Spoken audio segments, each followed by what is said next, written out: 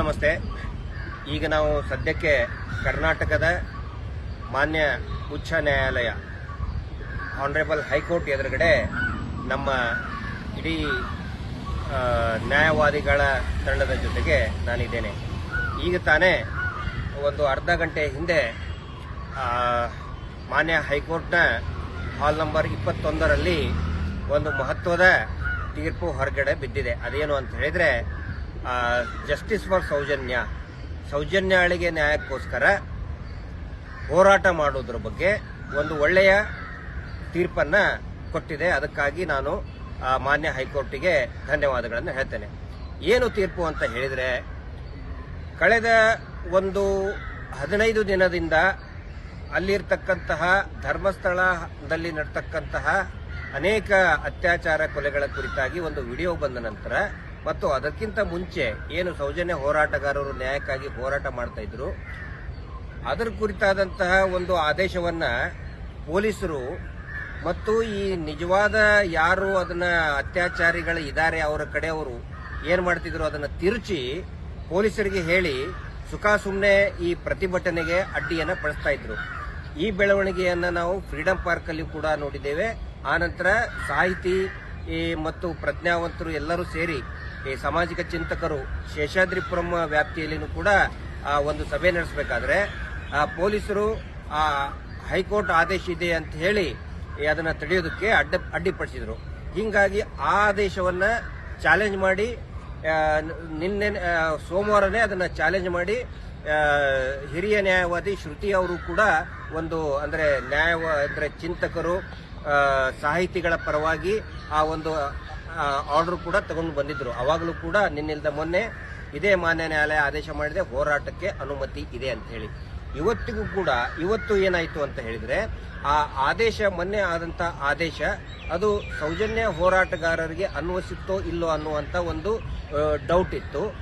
ಅದು ಇವತ್ತು ಕ್ಲಿಯರ್ ಆಗಿದೆ. ಯಾರು ಬೇಕಾದ್ರೂ ಕೂಡ ಪ್ರತಿಭಟನೆ ಮಾಡಬಹುದು, ಶಾಂತಿಯುತ ಪ್ರತಿಭಟನೆ ಮಾಡಬಹುದು ಅಂತ ಹೇಳಿದ್ದಾರೆ. ಅಂದ್ರೆ ಕಾನೂನು ರೀತಿಯಾಗಿ ಮಾಡಬಹುದು ಅಂತ ಹೇಳಿದ್ದಾರೆ. ಇದು ನಿಜವಾಗ್ಲೂ ಕೂಡ ಒಂದು ದೊಡ್ಡ ಮಟ್ಟದ ಜಯ. ಪೊಲೀಸರು ಇದರ ಅರ್ಥ ಏನಂತ ಹೇಳಿದ್ರೆ, ಪೊಲೀಸರು ಅವರಿಗೆ ಅನುಮತಿಯನ್ನ ಕೊಡಲೇಬೇಕು. ಏನು ಯೂಶುವಲ್ ಪ್ರೊಸೀಜರ್ ಇದೆ ಅದು ಮಾಡಬೇಕು. ಒಂದು ವೇಳೆ ಅದನ್ನ ಪ್ರತಿಭಟನೆಗಿಂತ ಮುಂಚೆ ನೀವು ಮಾಡಬಾರ್ದು, ನೀವು ಕೋರ್ಟ್ ಆದೇಶ ಇದೆ, ಸುಳ್ಳುಗಳನ್ನ ಹೇಳಬಾರದು. ಬಹಳ ಸ್ಪಷ್ಟವಾಗಿ ಹೈಕೋರ್ಟ್ ಹೇಳಿದೆ, ಪೊಲೀಸರು ಅಥವಾ ಸರ್ಕಾರ ಅವರ ಸಂವಿಧಾನಿಕ ಹಕ್ಕನ್ನ ತಡೆಯುವ ಹಾಗೆ ಇಲ್ಲ ಅಂತೇಳಿ ಹೈಕೋರ್ಟ್ ಬಹಳ ಸ್ಪಷ್ಟವಾಗಿ ಹೇಳಿದೆ. ಪ್ರತಿಭಟನೆ ಮಾಡುವುದು ಪ್ರತಿಯೊಬ್ಬರ ಹಕ್ಕು ಅಂತ ಸ್ಪಷ್ಟವಾಗಿ ಹೇಳಿದೆ. ಅದನ್ನ ತಡೆಯುವಂತ ಅಧಿಕಾರ ಪೊಲೀಸರಿಗೆ ಇಲ್ಲ. ಇದು ಬಹಳ ಕ್ಲಿಯರ್ ಆಗಿ ಹೇಳಿದೆ.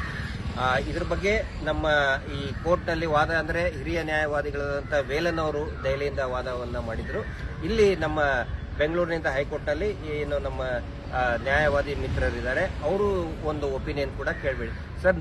ಪ್ರತಿಭಟನೆ ಎಲ್ಲರೂ ಕೂಡ ಕೇಳ್ತಾ ಇದ್ದಾರೆ. ಇಡೀ ರಾಜ್ಯಾದ್ಯಂತ ಆಕ್ರೋಶ ಭುಗಿಲೇಳ್ತಾ ಇದೆ. ಎಲ್ಲರೂ ಕೂಡ ಪ್ರತಿಭಟನೆ ಮಾಡಿ ತಮ್ಮ ಅಸಮಾಧಾನವನ್ನು ವ್ಯಕ್ತಪಡಿಸ್ತೀವಿ ಮತ್ತು ಸರ್ಕಾರಕ್ಕೆ ನಾವು ಆಗ್ರಹ ಮಾಡ್ತೀವಿ ಅಂತ ಹೇಳ್ತಾ ಇದ್ದಾರೆ.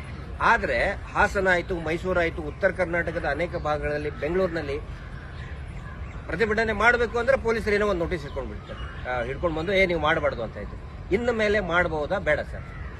ಸರ್, ನೀವು ಹೇಳಿದಂಗೆ ಮೊದಲನೇದಾಗಿ ನಮ್ಮ ಈ ಅರ್ಜಿಯಲ್ಲಿ ನಾವು ಏನು ಹೇಳಿದ್ವಿ ಅಂತಂದ್ರೆ, ಪ್ರತಿಭಟನೆ ಶಾಂತಿಯುತವಾದ ಪ್ರತಿಭಟನೆಗೆ ಅವಕಾಶ ಕೊಡಿ ಅಂತ ಮಾನ್ಯ ನ್ಯಾಯಾಲಯದ ಮುಂದೆ ಅರ್ಜಿ ಆಗ್ತದೆ.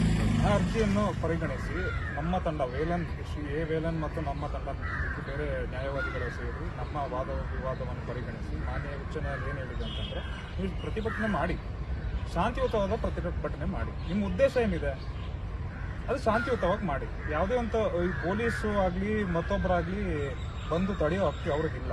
ಇಷ್ಟು ದಿನ ಏನ್ ಮಾಡ್ತಿದ್ರು ಪೊಲೀಸರು, ಒಂದು ಆದೇಶ ಇಟ್ಕೊಂಡು ಆ ಕಡೆ ಅವರು ಏನಿದ್ದಾರೆ ಹೋರಾಟ ನಿಲ್ಲಿಸಬೇಕಂತ ಏನೊಂದು ಪ್ರಯತ್ನ ಮಾಡ್ತಿದ್ರಲ್ಲ, ಅದು ಆದೇಶ ಪ್ರತಿಯನ್ನ ಪೊಲೀಸರಿಗೆ ಕೊಟ್ಟು ಪೊಲೀಸರು ಅದನ್ನ ಇನ್ನೇನೋ ತಿರುಚಿ ಈಗಿನ ಮೇಲೆ ಮಾಡಬಹುದು. ಅದನ್ನ ಪೊಲೀಸರು ಅಡ್ಡಿಪಡಿಸಕ್ಕಾಗತ್ತಾ? ಪೊಲೀಸ್ ಅವ್ರಿಗೆ ಅವಕಾಶ ಇರೋದಿಲ್ಲ. ನಮ್ಮ ಶಾಂತಿಯುತವಾದ ಪ್ರತಿಭಟನೆಯನ್ನು ನೀವು ಮಾಡತಕ್ಕಂಥದ್ದು ಮಾನ್ಯ ಉಚ್ಚ ನ್ಯಾಯಾಲಯದ ಆದೇಶದ ಪ್ರತಿಯಾಗಿ ನೀವು ಮಾಡತಕ್ಕಂಥದ್ದು. ದಯವಿಟ್ಟು ಎಲ್ಲರೂ ಕೂಡ ಇದನ್ನ ಗಮನಿಸಬೇಕು. ಇದಕ್ಕೆ ಸಂಬಂಧಪಟ್ಟಂತ ಆದೇಶಗಳು ಸಾಯಂಕಾಲ ಅಥವಾ ನಾಳೆ ಆನ್ಲೈನ್ ನಲ್ಲಿ ಅದು ಬಿಡುಗಡೆ ಆಗುತ್ತೆ. ಎಲ್ಲರ ಗಮನಕ್ಕೂ ಕೂಡ, ಮಾಧ್ಯಮಗಳ ಗಮನಕ್ಕೂ ಕೂಡ ಬರ್ತದೆ. ದಯವಿಟ್ಟು ಎಲ್ಲರೂ ಕೂಡ ನಾವು ಶಾಂತಿಯುತವಾದಂತಹ ಪ್ರತಿಭಟನೆ ಮಾಡೋಣ. ಮತ್ತು ಎಲ್ಲೂ ಕೂಡ ಕಳೆದ 13 ವರ್ಷದಿಂದ ಸೌಜನ್ಯ ಹೋರಾಟ ಎಲ್ಲಿಯೂ ಕೂಡ ಅಶಾಂತಿಯಾಗಲಿ ವೈಲೆನ್ಸ್ ಆಗಲಿ ಎಲ್ಲಿಯೂ ಕೂಡ ಆಗಿಲ್ಲ. ಯಾವುದೇ ಧರ್ಮವನ್ನ ಕೆರಳಿಸೋದಾಗ್ಲಿ, ಯಾವುದೇ ರೀತಿಯಾದಂಥ ಪ್ರಚೋದನೆ ಮಾಡುವಂತ ಕೆಲಸ ಆಗಿಲ್ಲ. ಎಷ್ಟೇ ನಮ್ಮನ್ನ ಶಾಂತಿ ಹದಗೆಡಿಸಬೇಕು ಅಂತ ಪ್ರಚೋದನೆ ಆದರೂ ಕೂಡ ಎಲ್ಲರೂ ಕೂಡ ಮಹೇಶ್ ಶೆಟ್ಟಿ, ತಿಮ್ಮರೋಡಿ ಅವರು ಇರ್ಬೋದು, ಎಲ್ಲರೂ ಕೂಡ ಒಂದು ತಾಳ್ಮೆಯಿಂದಾನೇ ಈ ಹೋರಾಟ ಬಂದಿದ್ದಿದೆ. ಇನ್ನು ಮುಂದೆನೂ ಕೂಡ ಎಲ್ಲರೂ ಯಾರ್ಯಾರು ಪ್ರತಿಭಟನೆ ಮಾಡಬೇಕಂತ ಇದೀರಿ ರಾಜ್ಯದ ಜನತೆಗೆ ನಾನು ವಿನಂತಿ ಮಾಡ್ಕೊಳ್ತಾ ಇದ್ದೀನಿ. ದಯವಿಟ್ಟು ತಾವೆಲ್ಲರೂ ಕೂಡ ಸೌಜನ್ಯಾಳಿಗೆ ಈಗ ಸಂತೋಷ್ ರಾವ್ ನಿರಪರಾಧಿ ಆದ್ರೆ ಅಪರಾಧಿ ಯಾರು ಅನ್ನೋ ಒಂದು ಪ್ರಶ್ನೆ ಬಂದೇ ಬರ್ತದೆ. ಆ ನಂತರ ಅಕ್ವಿಟಲ್ ಕಮಿಟಿ ಯಾರು ಈ ಅಕ್ವಿಟಲ್ ಅಂದ್ರೆ ತಪ್ಪಿತಸ್ಥ ಅಧಿಕಾರಿಗಳಿದ್ದಾರೆ, ಎರಿಂಗ್ ಆಫೀಷಿಯಲ್ಸ್ ಇದ್ದಾರೆ, ಅವ್ರ ಮೇಲೆ ಒಂದು ಶಿಸ್ತು ಕ್ರಮ ಕಾನೂನು ಕ್ರಮ ಜರುಗಿಸಬೇಕ ಆದೇಶ ಆಗಿದೆಯಲ್ಲ, ಅದನ್ನ ಆಗ್ರಹ ಮಾಡೋದಕ್ಕೆ, ಆನೆ ಮಾವುತನ ಕೊಲೆ ಪ್ರಕರಣವನ್ನ ತನಿಖೆ ಮಾಡೋದಕ್ಕೆ ಮತ್ತು ನಿರಂತರ ಏನು ಅಸಹಜ ಸಾವುಗಳಿದೆ ಅದರ ಪ್ರತಿಭಟನೆ, ಅದರ ಧ್ವನಿಯನ್ನ ತಗ್ಗಿಸೋದಕ್ಕೆ ಖಂಡಿತ ಸಾಧ್ಯ ಇಲ್ಲ. ಅದಕ್ಕೆ ಅನುಮತಿ ಮಾನ್ಯ ಸರ್ಕಾರನೇ ಕೊಟ್ಟಿದೆ. ಹೀಗಾಗಿ ಎಲ್ಲರೂ ಕೂಡ ತಮ್ಮ ತಮ್ಮ ಭಾಗಗಳಲ್ಲಿ ಯುವಕರಿರ್ಬೋದು ಅಥವಾ ತಮ್ಮ ಅನೇಕ ಸಂಘಟನೆಗಳಿರ್ಬೋದು, ಇನ್ನು ಮೇಲೆ ಯಾವುದೇ ರೀತಿಯಾದಂಥ ರಿಸ್ಟ್ರಿಕ್ಷನ್ಸ್ ಇಲ್ಲ. ಇದಕ್ಕೆ ಸಂಬಂಧಪಟ್ಟಂತೆ ಮತ್ತೆ ಹಿರಿಯ ನ್ಯಾಯಾಧಿವಾದಿಗಳು ಕೂಡ ತಮಗೆ ವಿಶ್ಲೇಷಣೆ ಮಾಡಿ ಹೇಳ್ತಾರೆ, ಮಾಧ್ಯಮದಲ್ಲಿ ಕೂಡ ಬರ್ತದೆ.